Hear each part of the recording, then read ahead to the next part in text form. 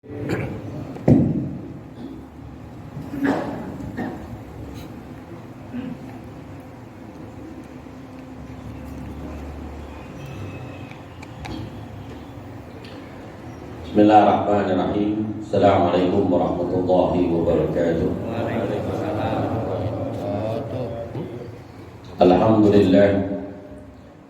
Alhamdulillahilladzi manna 'alaina bi ni'matil iman wal islam. Wassalatu wassalamu ala sayyidil anam sayyidina maulana Muhammadin nabiyil ummi wa ala alihi wa sahbihi wa man tabi'ahu bi ihsanin ila yaumiddin, amma ba'd. Yang saya muliakan para asatidz, para pendidik, para orang tua, yang kita muliakan Ketua Masjid Jami Darussalam Al-Karam Ustaz Haji Muhammad Amin MPD, yang kita muliakan Al-Karam Bapak Haji Hambali, Bapak Haji Mumin, serta Bapak Haji Hamid bin Haji Mumin, Asyara Abdul Rahman dan Ustaz Ahmad bin Mumin, yang kita muliakan Bapak Haji Daud, Bapak Haji Ahmad, Bapak Haji Herman, Bapak Muhyiddin, Bapak Guru Totong, Ketua RW 5 Lenteng Agung,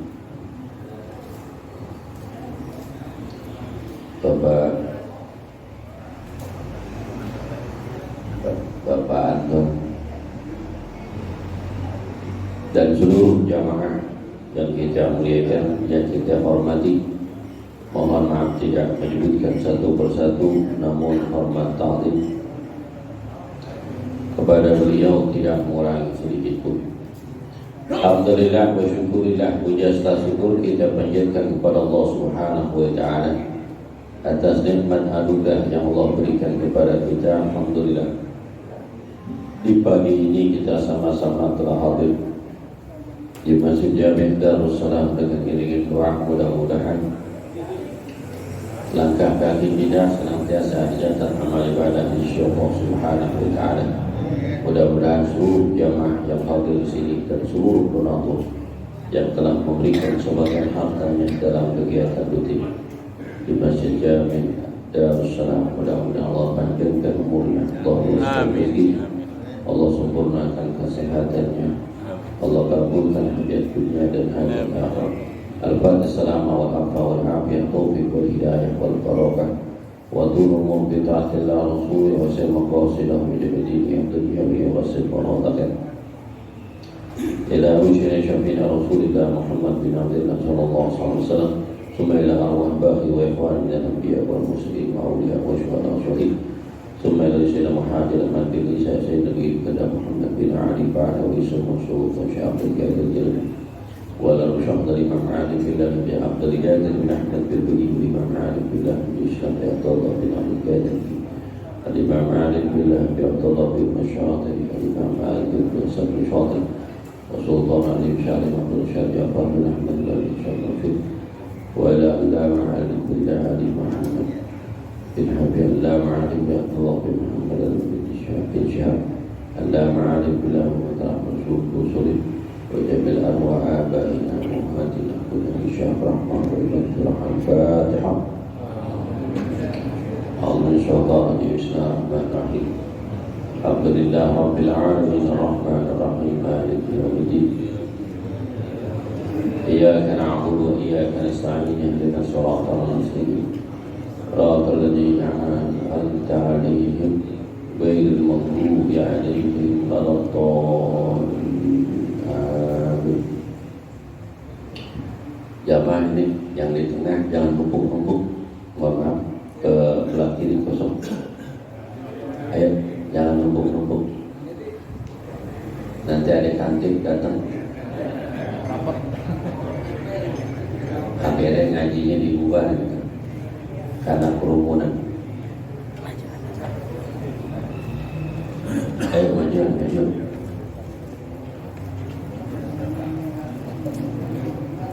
Ini serabi ibu-ibu kalau gede kurangin lagi Pak Haji Mahmud doa ya.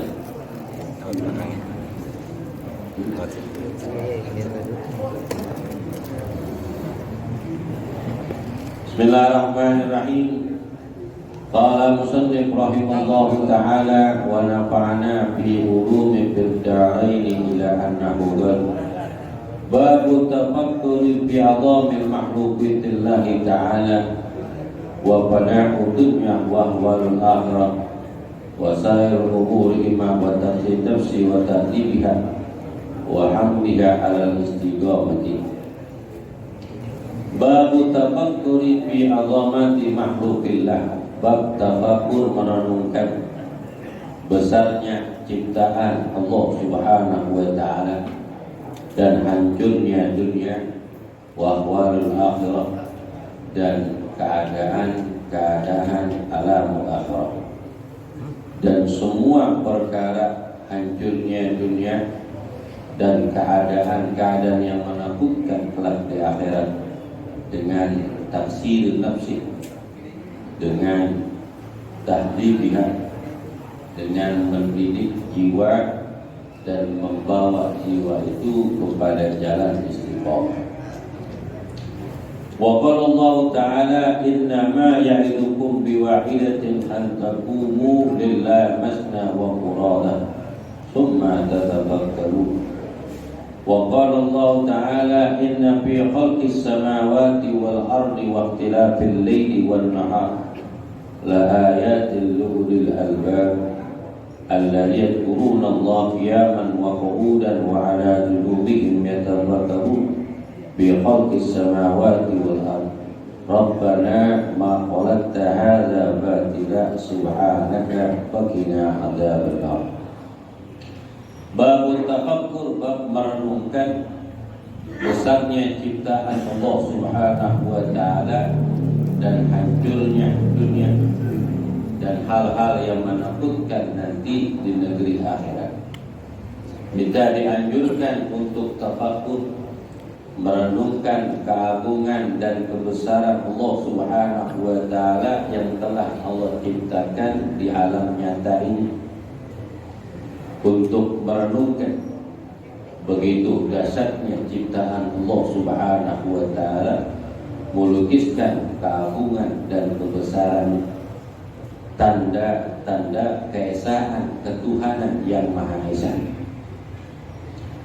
Qala Allah Ta'ala innama aidukum biwahidatin, sesungguhnya aku, kata Allah, memberikan nasihat kepada kamu biwahidatin, dengan satu saja, antaqumu lillah, hendaknya kalian melaksanakan hendaknya kalian melaksanakan perintah Allah, masna dua-dua, wa furada satu-satu, summa tafakkaru, kemudian kalian merenungkan. Allah memberikan nasihat kepada kita agar kita mendekatkan diri kita, mengenalkan diri kita kepada Allah di dalam memperbanyak ibadah sholat, baik sholat dilakukan 2 ataupun 4 ataupun 2 rakaat. Kemudian kita merenungkan bacaan yang kita baca adalah pujian-pujian hanya kepada Allah Subhanahu wa taala, mengesahkan dari hati yang sangat dalam, sungguhnya tiada Tuhan selain Allah Subhanahu wa taala yang berhak disembah di alam dunia ini. Allah Subhanahu wa taala berfirman, inna fi khalqis samawati wal ardi wa ikhtilafil laili wan nahar la ayatin liulil albab.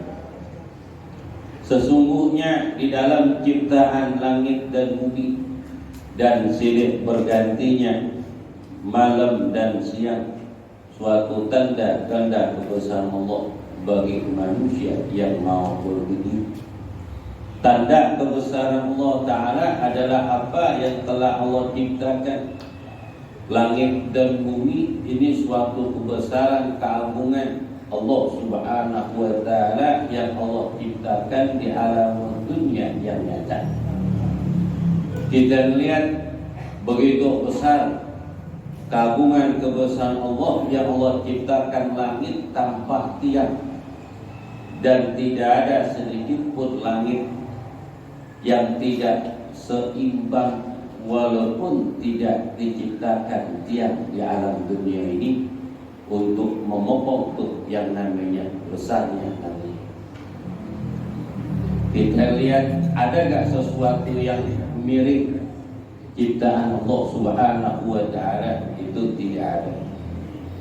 Kalau kita naik pesawat kemudian kita lihat tuh kagungan dan kebesaran Allah, suatu lukisan awan yang begitu bagus dan indah, tanda kebesaran Allah. Diterangi siang hari dengan matahari begitu terang, kemudian digelapi apabila datangnya malam, gelap di alam dunia apabila datangnya malam, dan dihiasi langit tersebut dengan cahaya bintang-bintang yang bertebaran miliaran, begitu besar, begitu banyak kelihatan di alam dunia, dan diterangi dengan bulan. Ini kagungan kebesaran Allah. Apalagi kalau orang melihat ataupun orang yang tinggal di daerah Rusia, perbatasan Kanada, tak kala matahari ingin terbit dan ketika malam telah tiba, bulan, matahari telah terang itu, matahari akan terang dan bulan akan datang di waktu malam. Di Rusia tuh baru terbit matahari, kelihatan mulai terang. Tiba-tiba datang bulan gelap gulita, ukuran 39 detik, tiba-tiba daerah tersebut gelap gulita karena matahari ditutup oleh bulan.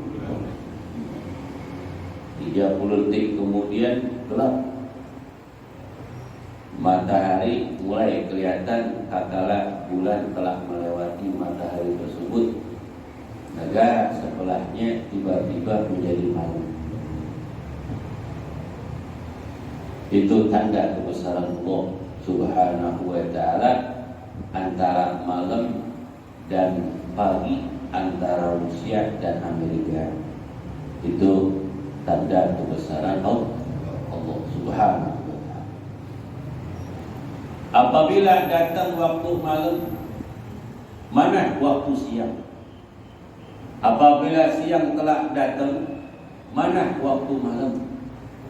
Tidak bisa menahan waktu malam, dan tidak ada seorang pun makhluk yang menahan waktunya siang. Itu tanda kebesaran Allah Subhanahu wa Ta'ala. Belum keindahan alam dunia yang ada di alam dunia ini, bermacam-macam buahan, aneka macam warna daripada kembang, warna-warna daripada buah-buah, dan kita melihat tuh keindahan danau ataupun keindahan gunung-gunung yang mencakar langit. Kita melihat keagungan kebesaran yang namanya air laut. Itu termasuk sunnah untuk menselusuri dan melihat keagungan kebesaran Allah. Lalu di pergunungan, di belahan gunung tersebut ada air terjun yang begitu indah, kemudian dihiasi dengan pelangi. Cuacanya yang dingin. Jangan kebesaran Allah Subhanahu wa Ta'ala. Dan kita lihat kebesaran Allah Subhanahu wa Ta'ala, manusia yang begitu banyak, tapi mukanya nggak ada yang sama. Itu tanda bahwa Allah Maha Esa, Tuhan Maha Satu. Kalau Tuhan lebih daripada satu, pasti ciptaannya sama. Mobil umpama, ada yang sama kan? Ada yang sama. Antara Daihatsu dengan Toyota, mobil Avanza dan Xenia, mobil Ras dengan Rio, sama kan? Tiga doang penyayang juga sama. Ya bagian. Itu tanda keesaan Allah. Triliunan makhluk yang diciptakan oleh Allah di alam dunia gak ada yang sama. Berarti pencipta satu. Kalau yang menciptakan lebih daripada satu, pasti sama, pasti mirip. Sorban ini diciptain oleh manusia, mirip gak? Baju lebaran banyak gak? Karena yang ciptain itu pabrik berbeda-beda, tapi sama, hampir mirip warna dan corak dan bordilannya. Karena yang bikin banyak. Tapi makhluk yang diciptakan Allah begitu banyak, tapi satu pun gak ada yang sama. Lihat mukanya orang hadir di sini kan 100 lebih orang. Ada yang sama? Ada yang mirip? Enggak. Bininya beda. Tuh, Pak Haji Amin sama Pak Haji Ambali beda. Walaupun sama orang tua. Ada yang mirip bapaknya, ada yang mirip emaknya, ada yang mirip neneknya, ada yang mirip kakek. Warna kulit keluarganya beda. Ada yang putihan, ada yang bulat hitam, ada yang melentur. Nggak ada yang sama. Tingginya pun nggak ada yang sama. Itu kebesaran Allah Subhanahu wa ta'ala. La ayatin lil albab. Semuanya itu tanda-tanda kebesaran Allah bagi manusia yang mau berpikir, mengambil suatu hikmah di balik sesuatu yang Allah ciptakan. Itu tanda kebesaran Allah. Setelah dia melihat keagungan dan kebesaran Allah, kemudian dia berpikir begitu hebat ciptaan Allah. Al-yadhkuruna qiyaman wa qu'udan wa la junubihim yatafakkarun. Orang yang mengambil suatu pelajaran adalah orang-orang yang selalu mengingat kepada Allah. Qiyaman, baik dalam keadaan berdiri, wa qu'udan, baik dalam keadaan duduk, wa ala junubihim, ataupun di dalam keadaan berbaring. Yatafakkaruna fi khalqis samawati wal ardh. Mereka selalu berpikir, memikirkan suatu apa yang telah Allah ciptakan, apa yang di langit dan apa yang di bumi. Bukan sekedar mengucapkan ta'adzub, melihat keagungan dan kebesaran Allah, akan tapi dipelajari, kemudian merenungkan, kemudian mendekatkan dirinya kepada sesuatu yang telah diciptakan, yakni Allah Subhanahu wa ta'ala, dengan memperbanyak sholat berdiri ketika sholat, kemudian dalam keadaan duduk ataupun dalam keadaan berbaring. Yatafakkaruna fi khalqis samawati wal ardh. Dia merenungkan apa yang telah Allah ciptakan. Ketika kita berdiri, kita melihat keagungan kebesaran Allah, berubah ciptaannya. Kita melihat umpama kita jalan ke Bogor sana, kita lihat tuh yang namanya buah pisang, pisang raja, pisang tanduk, pisang Ambon, yang kecil pisang Lampung, bentuknya berbeda tapi namanya sama, pisang. Ada yang gede, namanya pisang itu pisang gepok, gede, buntet, ya. Ada yang panjang, pisang apa? Tanduk. Yang tanduk. Ada lagi pisang raja, dalamnya kuning, paling legit. Mantap. Namanya sama, bentuknya berbeda. Siapa yang nyusun itu? Begitu rapi. Kalau bukan Allah, siapa yang nyusun? Allah Subhanahu wa ta'ala. Siapa yang memberikan warna? Apabila buah yang telah tumbuh, yang jadi kecil, kemudian jadi besar, kemudian berwarna. Lihat pohon mangga, buahnya tinggi, menjulang ataupun apa ini di tanah tuh, menjalar. Kalau kita pikir gak pantas nih, pohon semangka tumbuhnya menjalar, paling cakep, tinggi, ada batang pohon yang gede. Kenapa? Gak seimbang pohon ame buahnya. Buahnya bisa 10 kilo, 7 kilo, 5 kilo, gak pantas. Kalau kita pikir karena buahnya terlalu gede. Tapi ada hikmahnya. Kalau buah melon sama buah semangka itu mempunyai batang seperti pohon durian menjulang tinggi, pasti manusia gak bisa menikmati. Kenapa? Cepat jatuh. Udah jatuh ketiban manusia. Kenapa pohon tinggi lebih tinggi daripada pohon durian? Buahnya kecil, buah jamblang, buah kuning. Kalau manusia sifat seperti itu, selalu protes apa yang Allah ciptakan, kok nggak sama, kok salah.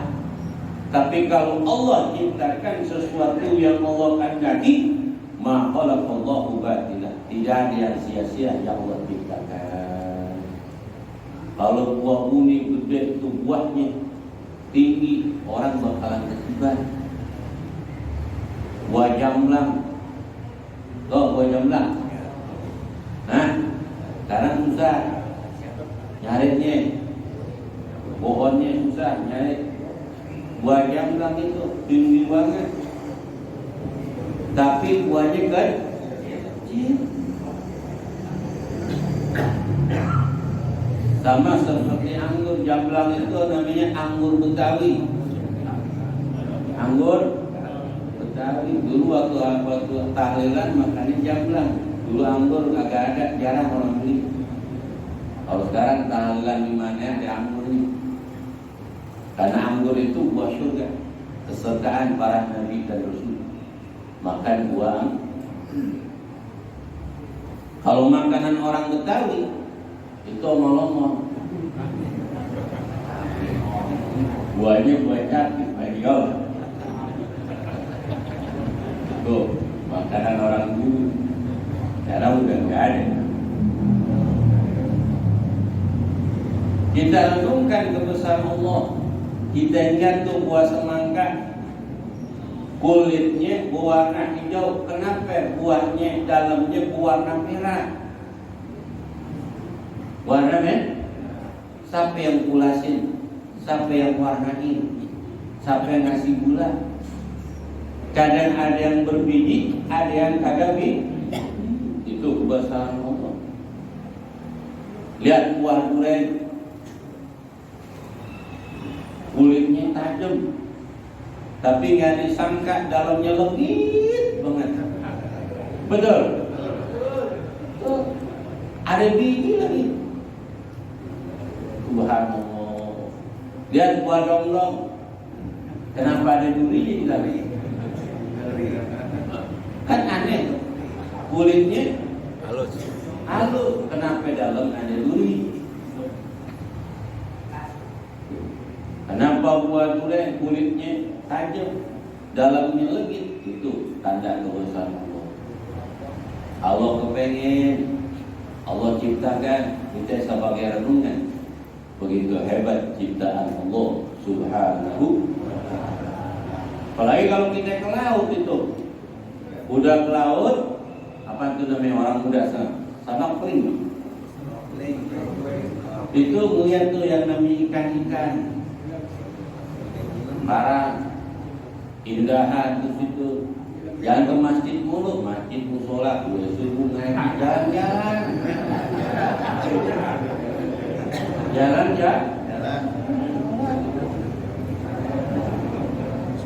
Kita renungkan, kenapa tuh air di laut warnanya asin? Bukan tawar, siapa ngasinin? Berapa ribu ton itu kalau dikasih garam? Itu ciptaan Allah. Allah kepengen. Kenapa itu di Priok air kagak enak? Air kagak, sedangkan di pinggir laut. Kita ingat itu di Pangandaran, pinggir laut, tapi airnya tawar. Airnya itu pasti ada orang soleh itu di sini. Aulia. Lihat di Bonang, Tuban. Di pinggir laut itu ada sumur yang namanya Tuban, yang namanya Sunan Kalijaga. Itu kenapa pinggir laut sumurnya kagak kejar lagi tuh ke mana, ke Madura. Ke Madura paling ujung, nyebrang lagi tuh daerah Kelangu. Itu ada kuburan di Syekh Abi Bakar bin Sari, dan keturunan di Syekh Bakar bin Sari. Itu kalau lagi surut itu pasang yang namanya laut, itu laut itu terbelah, ada kuburan di tengah-tengah pinggir laut, tapi kagak kena, jadi belah nih gitu. Saya lihat, masya Allah, ini orang udah meninggal dunia masih dihormatin tuh air kagak berani nyentuh kuburan. Kalau kita kelelep, hidupnya kelelep lagi mati. Bukan orang hebat, insya Allah subhanahu. Belum Sunan Maulana Ishaq di Tuban, di Lamongan, di Lamongan. Maulana Ishaq, mertua dari Sunan apa itu yang di Lamongan, Sunan Derajat.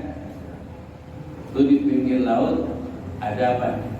Maulana Ishaq, mertua di pinggir laut. Saya sengaja ini kok kuburan di pinggir laut, ada gubahnya, terus ada saung-saungnya. Akhirnya sejarah ini sendal siapa yang? Saya masukin plastik, saya bawa ke dalam. Kata yang punya jaga tuh kuncinya, tadi sendalnya jangan dibawa, taruh di bawah aja dah. Tak hanyut, kagak. Karena kita takut hanyut. Karena menjelang maghrib, kalau menjelang maghrib laut naik ke air. Sampai jam 10 saya pengen lihat itu sendal saya kanyut, kagak kanyut. Kata penjaga, duduk di sini dah. Duduk di mana? Saung ini. Itu saya duduk di saung itu. Itu air laut apa? Minggir. Itu air laut nggak nyentuh. Sedangkan di bawahnya itu tidak ada jaga, beton juga nggak ada. Ini kan keagungan dan besar Allah, karena di dalamnya ada sesuatu yang paling mulia. Aulia Allah subhanahu wa ta'ala yang ditubuhkan di pinggir laut itu jadi renungan tuh luar biasa. Kalau bukan keagungan dan kebesaran Allah, Allah perlihatkan kepada manusia agar mereka memikirkan tentang kebesaran Allah. Orang yang dekat dengan Allah, Allah besarkan dan Allah hormati, Allah muliakan walaupun jasadnya telah dikubur, ruhnya tidak ada di alam dunia. Kalau kita pengen seperti itu, kalau kita jaga Allah dengan menjalankan perintahnya dan jauhi larangannya, Allah akan jaga kita baik dalam keadaan hidup ataupun mati kita. Alhamdulillah. Ma Rabbana ma khalaqta hadza batila subhanaka faqina adzabannar. Setelah kita melihat keagungan dan kebesaran Allah, angkat kedua tangan. Rabbana, angkat kedua tangan. Jangan bilang buset deh. Enggak kenapa dan begitu. Dia bilang buset. Itu orang pasar itu. Buju-buju jangan. Tapi kita orang yang ngaji sesuatu yang keluar orang yang baik, orang yang soleh, pasti kalimat tauhid. Sesuatu yang mengherankan pasti mengucapkan subhanallah. Maka di Hadramaut tempat saya belajar di Yaman, itu rumah yang indah-indah, itu ada bacaan tabarakallah la haula wala quwwata illa billah. Supaya Pak, yang punya rumah tidak merasa ujub dengan kebesaran nikmat yang Allah berikan kepada dia. Tuh dibaca itu bagaimana? Subhanallah, tabarakallah, la haula wala quwwata illa billah. Tuh orang kaya di dalam itu di Hadramaut. Lain orang kaya di Indonesia ada bacaan dilarang fakir, awas anjing galak. Kalau di Indonesia, orang kaya di Indonesia takut aja bawaannya. Tuh nggak boleh tuh di pinggir jalan kan protokol tuh, nggak boleh kasih pot-pot itu jalanan jebeng, dikecil-kecilin. Jangan, dosa, haram, ganggu orang lewat. Kan bukan karena kita. Sarana umum nggak boleh kasih pot supaya orang nggak pakai, nggak duduk di situ, nggak boleh, haram. Karena bukan karena kita, karena pemerintah milik masyarakat, boleh apa aja lewat. Gara-gara di pinggir jalan ada pot, akhirnya orang minggir jalanan jadi kan hukumnya haram, dosa itu. Ada nggak boleh. Kalau perlu jalanan dilebarin, pagar lu minggir. Ya lah, rugi kan? Enggak, gara-gara jalan lega, akhirnya harga mahal. Betul. Maka orang tua kita dulu jalanan digedein, kagak dikecilin. Kenapa? Biar lebar. Kalau udah lebar, harga mahal. Tanah jalan yang 3 meter itu harga 5 juta. Kalau tanahnya 2 fluid, kita 10 juta nundukan. Betul. Orang dulu pintar, orang sekarang mah pintar, cerdik. Orang dulu pintar, tapi nggak cerdik. Pintar, tapi nggak cerdik. Orang dulu untung mulu. Apa untungnya? Dibesarin tuh jalanan supaya lega, biar orang banyak yang lewat. Bawa barang jadi nggak nyenggol rumah orang. Dapat pahala saya, orang pintar. Orang sekarang cerdik, belum tentu pintar. Tahu cerdik? Tahu? Kurangin dulu. Licik. Cerdik, licik, ribet. Udah licik, ribet. Sipit-sipit orang yang ribet.